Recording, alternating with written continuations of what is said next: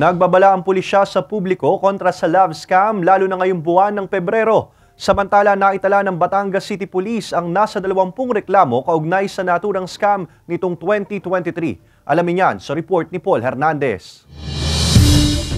May date ka na ba ngayong Valentine's Day?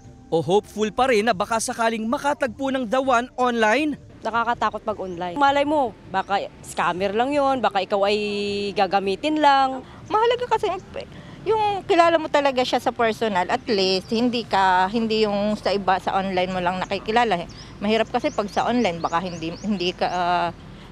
hindi mo sure. Ingat-ingat lang daw na ma-fall sa taong hindi naman talaga kilala. Baka kasi sa maling tao ka mapunta at mabiktima ng love scam. Broken-hearted ka na, butas pa ang bulsa.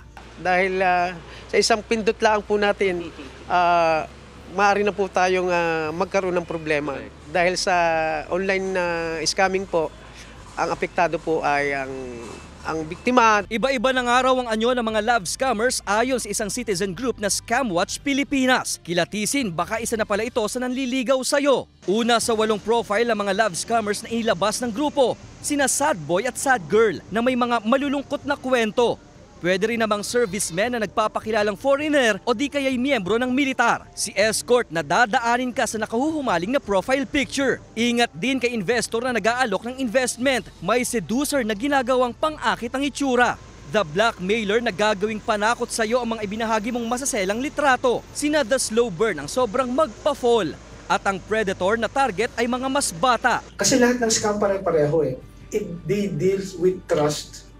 So kinukuha nila yung loob natin para pagkatiwalaan natin sila. Sa Batangas City, nasa 20 reklamo o sumbong daw ang natanggap ng pulisya patungkol sa love scam nitong 2023. Nakaraniwang biktima raw ay mga babaeng senior citizen na nasa edad 60 hanggang 70. May na-interview po ako na talagang kinikilig pa siya dahil ang kanyang boyfriend sa online ay artista.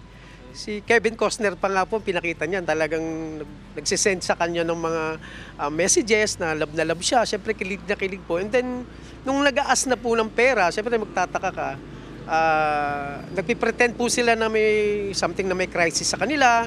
Tingin ng PNP, madalas daw kasing mag-isa lang sa bahay ang mga senior citizen at hindi nababantayan kahit sa social media nakakahanap ng atensyon. Karamihan po diyan, pera at mga ari-arian po ng biktima ang mawawala kapag po nakipag-entertain tayo o na tayo ay naging parang interesado. Ayon sa kinauukulan, dapat isabuhay ang contra-scam attitude, magdamot sa pagbibigay ng impormasyon, magduda sa ikinikilos at huwag kakagat sa pangako mula sa estranghero.